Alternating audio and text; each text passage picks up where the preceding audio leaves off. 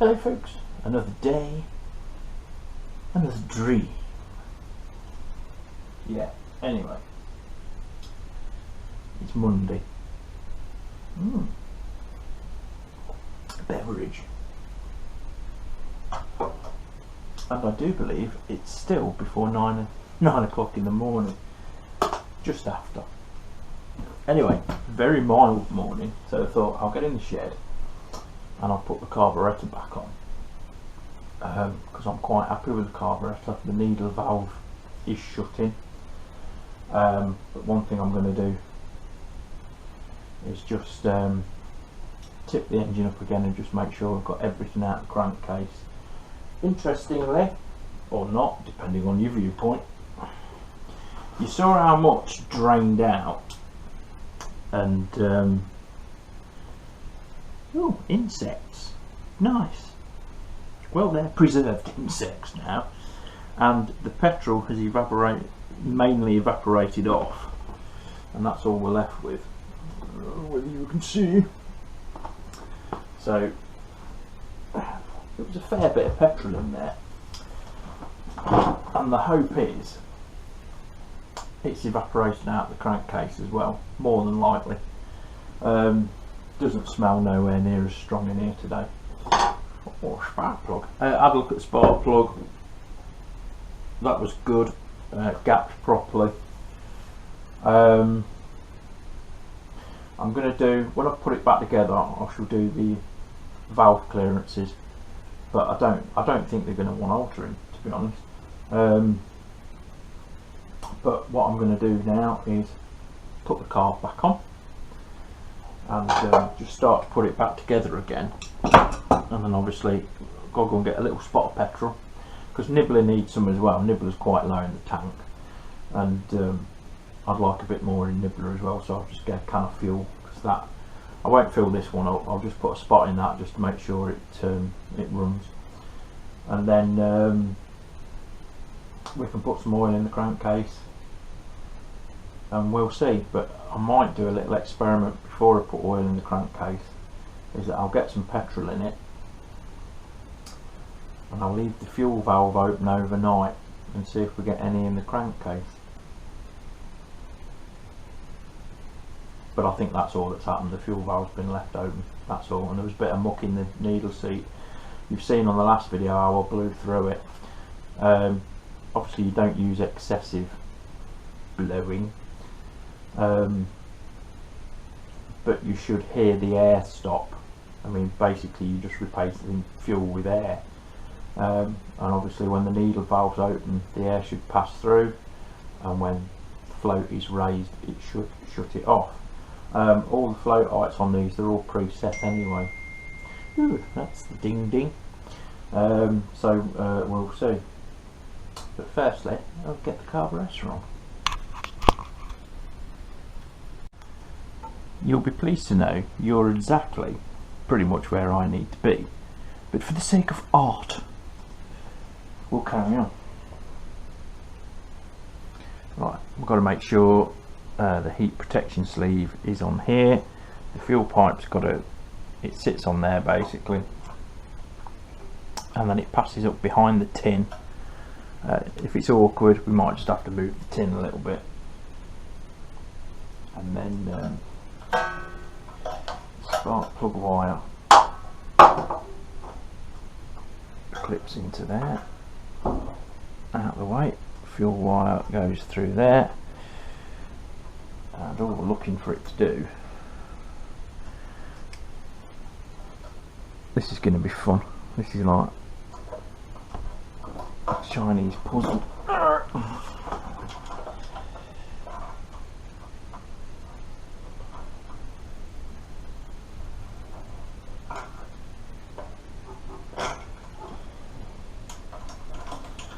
I might even have to end up loosening the tin actually to get it in. I'm just hoping it will worm its way through.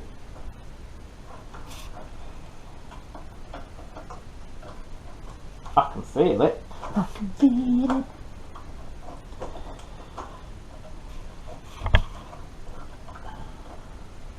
Yeah, it's coming. There we go. Well, it's gone somewhere. You tell what it is here. That's probably not the best reference, Jim.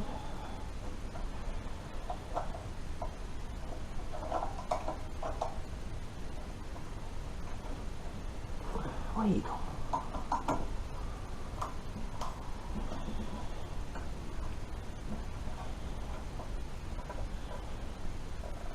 Oh, I might just have to get a pick. Oh, I'm not that organised, am I? Nope.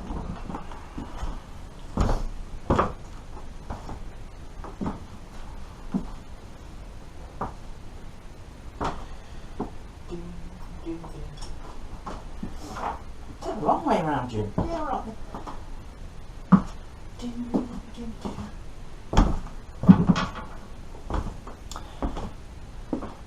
Well, you'll be glad to know I'm back.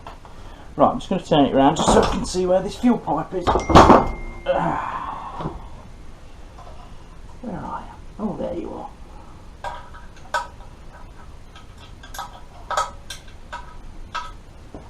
Nope. Typical. I need a straight pick. Or something straight. Have I got anything lying around like I normally do? Probably not.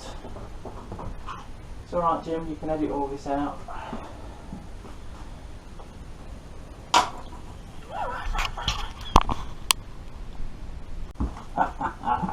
And with some masterful editing, you'll never know. Right. Camera.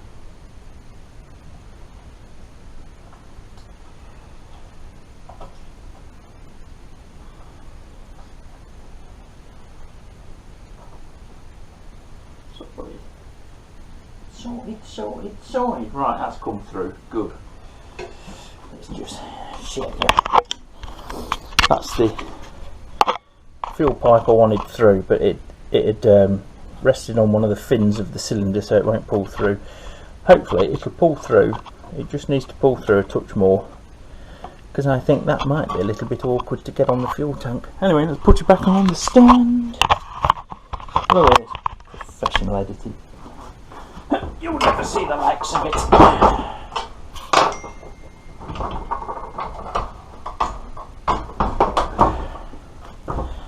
Oh. Right. Can you see? No? Good. Right, so that's in there.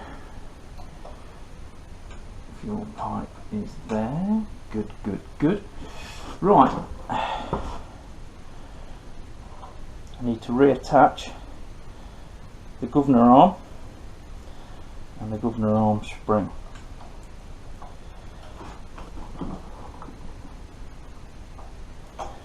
And the governor arm sat in there. It's got like a little hole that it sits in.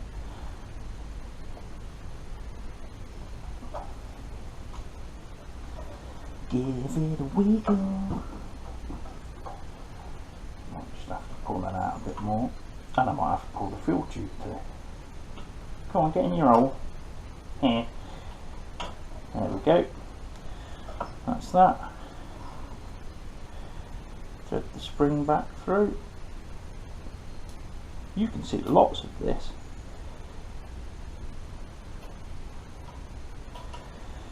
I'll pinch that up. Right, so that's the governor attached. Make sure we can get that fuel pipe, and make sure the fuel pipe isn't fouling any linkage. That's the throttle.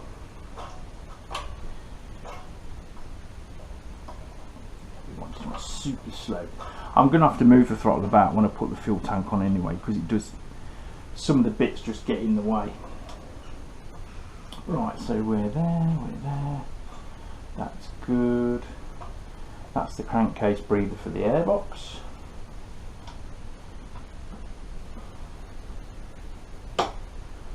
Which is going on next.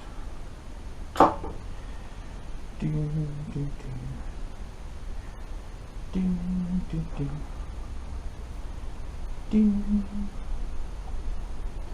Okay, so that goes on like that.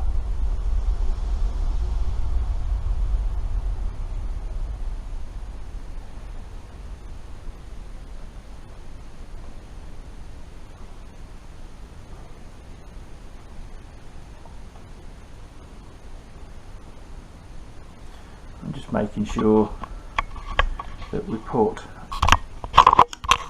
the gaskets in properly so we're not blocking any passages. It's easy to get this gasket the wrong way around and you end up blocking that passage off, and then you're in a whole world of trouble.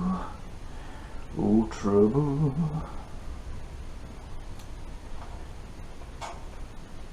Oh, and then we can start. Just put the air box on again, and we'll have to jiggle these levers through and what have you, and we need to attach the breather pipe to that as well.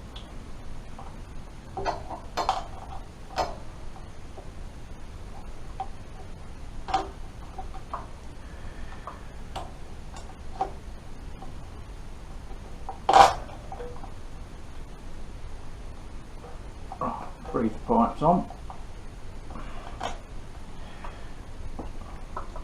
Levers are unobstructed. That's good.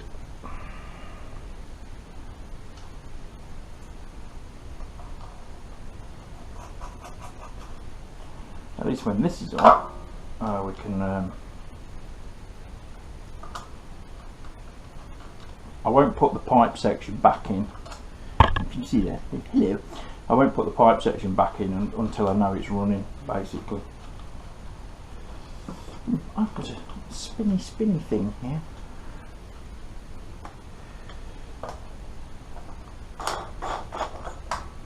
I'm only just running them in.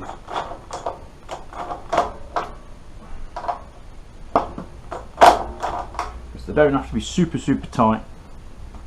It just needs to be snugged in. And I'll double check that with a hand ratchet. Right, fuel. You probably can't see, but I can. On the plastic cover, they've got this position marked as on. I think I've said this before, and off. But the metal bit is actually correct. It's the other way around. So I might just write on where off is in white paint pen, and then we know where we are. Because yeah, I mean, if you were having a moment of man clarity, yeah, it's quite easy to get that the wrong way around. Well, I suppose now let's put the fuel tank back on. So I'm going to just move you back a little bit. There we go.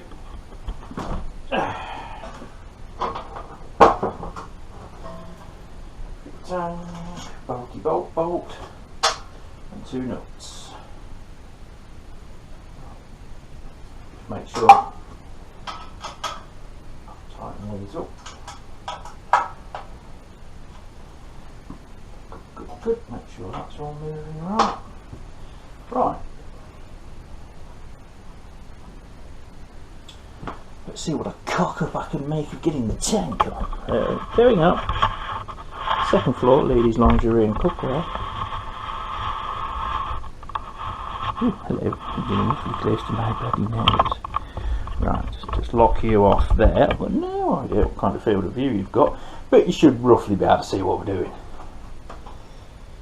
Right.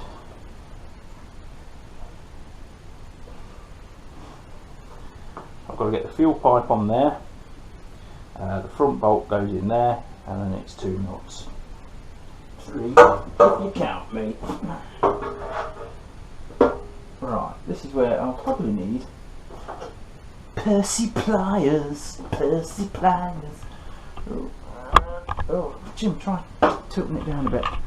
Tell you what, I think my camera work is just getting epic. Anyway.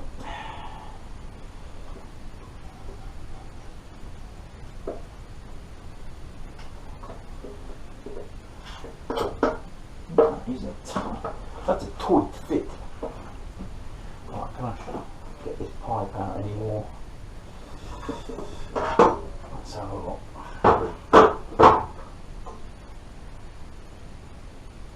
Bit of wiggle. Bit of wigglage, bit of wigglage.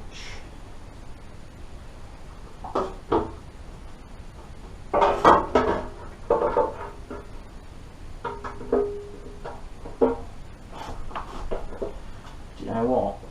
It's not as awkward as some motorbikes, I know that much. Okay, that's on.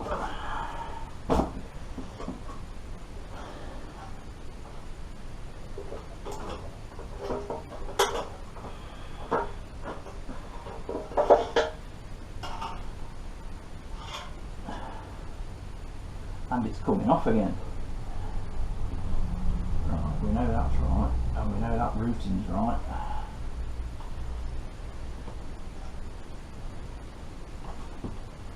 I know it's right. Ah, maybe the fuel pipe has got to go under the spark plug wire, because I haven't got a lot of room on that pipe. Hardly any. So I think what I'm going to have to do, it's alright, these tripods are fine, they're always in the way, is that I've got the spark plug wire, which is that wire, and I've got the fuel pipe going above it, and I think to give me a few more mil of pipe I need to put the fuel pipe under the spark wire. So I'm just going to swap them round and I'll bring you back. Well, it's been a while and we've got oil on the dipstick, we're good.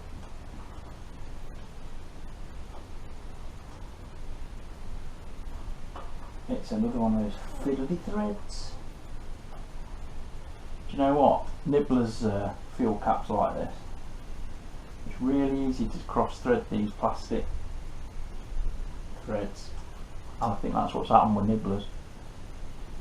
So I'm going to have to get him a new oil cap. Because I'm having to do it up with pliers basically. Well, she's got oil. I test ran it, I got a little bit of petrol and test ran it, which you'll see in this bit.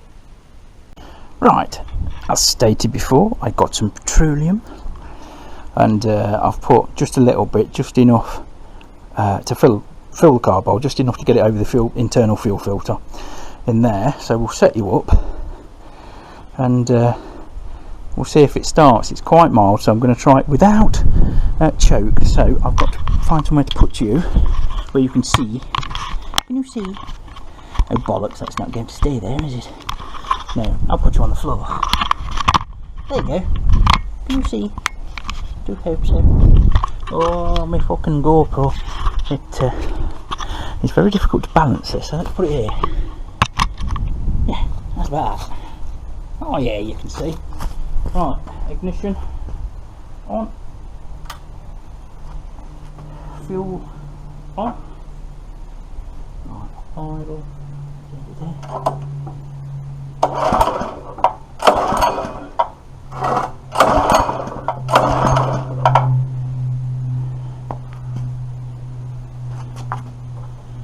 Need a sniff of throttle, I wonder.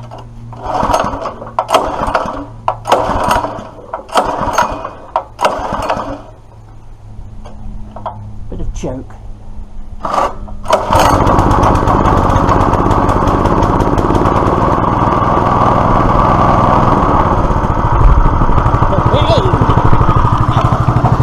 That's a lovely sounding engine. So I think the bearings and what have you have got away with it. The pump won't actually activate until the revs are up. It must be like a centrifugal clutch or something like that. Yeah, nothing happening there. Well, I'm well happy with that. I mean, I'm fairly confident the needle seat and what have you is working properly. So yeah, super cool. Well, to round this video off, I'm pretty chuffed with that. Pretty chuffed. I was very worried that with the amount of petrol that was in the crankcase, the bearings would be shot, the main bearings. But that engine sounded sweet. The microphone and the camera probably picked up the odd rattle and what have you, but it should sit on rubber feet, and it's sat on concrete, so it's the noise of the frame moving on the concrete that you can hear. Usually it sits on grass, so it doesn't make any noise at all. But I'm really happy with that. But I did a little experiment, and I shut the fuel off, and in theory in a little while the engine should conk, because no fuel should get through. But what I think happens with a lot of these small engines is that if they're running and you shut the fuel off rather than the ignition off, if you shut the fuel off, the suction from the engine actually overpowers the diaphragm for the fuel, so it will carry on feeding fuel. When the engine's not running, that shouldn't never be an issue. So all I'm going to do now is, I know there's fuel in it, the fuel is off, and I've drained the float bowl. And what I'm going to do now is leave it a day or two, and then I'm going to open the drain on the float bowl again, and if any fuel comes out, which it shouldn't, we know we've probably got a problem with the fuel on and off tap, which is actually integral to the carb by the looks of it. It looks like it's actually built into the carburetor. Whether you can get the diaphragm for that separately, I don't know. You probably can, but for the sake of a few quid, you can get a brand new carburetor, you know. So it's not a big issue. Either that, or you only put in enough fuel for what you're going to use in the day. So there's literally nothing left in the top tank, so there's no weight of fuel pressing against the diaphragm, and then that way it shouldn't overcome the needle seat and get into the crankcase again. I think it was probably just a bit of muck in the needle seat, because it sealed okay when I tested it. So that's your lot. It was an interesting little project. I really enjoyed doing it, and I learnt a lot on the way, and hopefully you lot learnt nothing. But it's like I say, I just thought I'd take you along with me, and we could sort of go through the fault diagnosis together. But yeah, the first thing I do on something like that is, what's the state of the oil, how much oil has it got in it, because I know that they don't carry a lot of oil. I think I ended up putting, I don't know, probably about half a litre in it to get it up to the mark, something like that. It wasn't a great amount. So of course, if it's lost any oil or it's diluted any oil, the trouble is when petrol gets into oil, funny things can happen. Obviously it dilutes the oil, which then sort of turns into almost a washing detergent inside the engine, and it will delubricate oil, if that's the right word. It will lose its viscosity, and obviously you can then end up with spun bearings and stuff like that. It happens in cars, it happens in motorcycles. So the first thing to do, really, if you're buying a used car, used motorbike, and you know it's been stood for a while, and you're not sure if the vendor drained all the fuel out of it or anything like this, because sometimes they can sit over winter, and then they'll think, oh, I'll sell it, and then they'll drain the fuel out and all this lot. They won't bother checking it. I've experienced that. So all you've got to do is take the oil filler cap off and give it a good whip, or take the dipstick out and give it a good sniff, and if you can smell petrol, it's trouble, basically, depending how long it's been in the crankcase. So that's all for now. Thanks for watching. Next project, we'll probably clean a few bits up on Pinky. All the bits are bagged, etc, etc. Yeah, I've got a few things to do. I've got the corrosion off the valve head, off the barrels, sorry, off the head, which is my main concern for the engine, was how bad was that corrosion. Turns out it's not that bad actually, it just looked bad. I need to get the studs out, so I've got to get another stud extractor, and it looks like a drill chuck, and basically it tightens and grabs the stud and spins the stud out. Now yes, you can drill them and you put left-handed drill bits in and easy outs and all this lot, but to be quite honest, it's a really useful tool to have. It isn't expensive, so that's another useful thing to do, because I'm going to fit stainless steel studs and nuts, because they're literally pennies. The studs are like £1, you know. It's worth it, totally worth it. I might even do nibblers eventually, you know. With nibbler, I've ordered the spark plugs. One thing I'm going to do, fire up the air compressor, blow all the plug holes out, make sure none of that crap has got on top of the pistons. If it is, blow it out. And then I've got 4 spark plugs, and it'd be interesting to see the condition of the electrodes on the new one compared to the ones that I've took out, because they just didn't look that big, the electrodes. They were like needle points, and I know some spark plugs are like that now from new, but I'm used to the, you know, sort of the old school spark plugs where you can tell if they're eroded. They were a good meaty size to begin with. I mean, the electrode on that mower engine, that had that was like a normal little spark plug in it. I think it's a BPR7, something like that. So it's like a motorbike plug. And you know, that's got a big chunky electrode on it, and the ones on Nibbler are like needle points. So I don't know, we'll see when they turn up. I ordered them from Moto the other day, so they might even turn up today. And I've ordered a new oil filler cap for Nibbler 2, because at some point in its life that one's been forced on, it's been cross threaded, which is dead easy to do with plastic caps. And it's just a tit to get on and off. You can't do it by hand, I have to use pliers. So it's no good if I'm out.